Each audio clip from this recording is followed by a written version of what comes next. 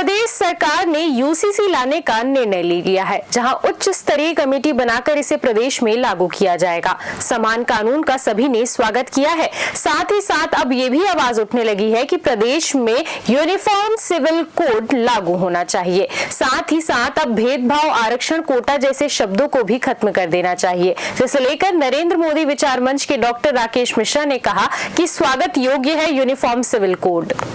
नहीं, ऐसा कुछ भी नहीं होगा और हम आप लोगों के माध्यम से आग्रह करना चाहेंगे कि किसी को इससे भय खाने की आवश्यकता नहीं है।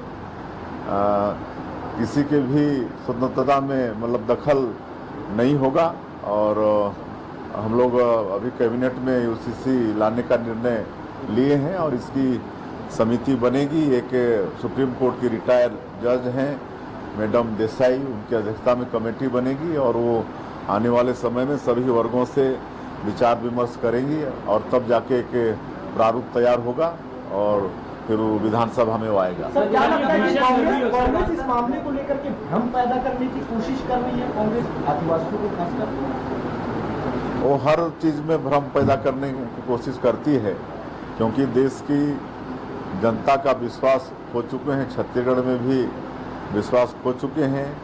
इसलिए उनसे हम चाहेंगे कि एक सशक्त विपक्ष की भांति उनको व्यवहार करना चाहिए और इस तरह से व्यवहार करने में उन्हीं का वजन कम होता है। देखिए, यूजीसी का लागू होना बहुत अच्छी बात है। यूनिफॉर्म सिविल कोड का मतलब यही है कि सभी के लिए एक कानून, और ये होना भी चाहिए।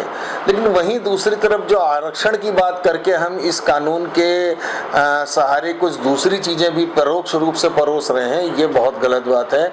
और मैं तो यही कहता हूं कि देश के प्रत्येक नागरिक को समान आचार संहिता के साथ समान कानून का पालन करना चाहिए और सबके ऊपर समान कानून लागू भी होना चाहिए। इस तरह की बात नहीं होनी चाहिए कि जैसे अब विभिन्न धर्मों के कानून हैं, फिर विभिन्न जातियों के आधार पे कानून है, प्रथा के आधार पे कानून है, कहीं पंचायत के लेवल पे निर्णय हो रहा है।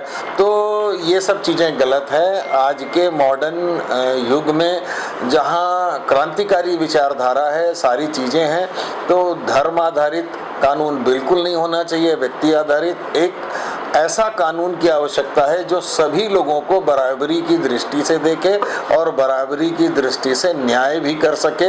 ये एक स्वागत योग्य बात है और मैं इसके लिए छत्तीसगढ़ सरकार को बहुत बहुत धन्यवाद देता हूँ।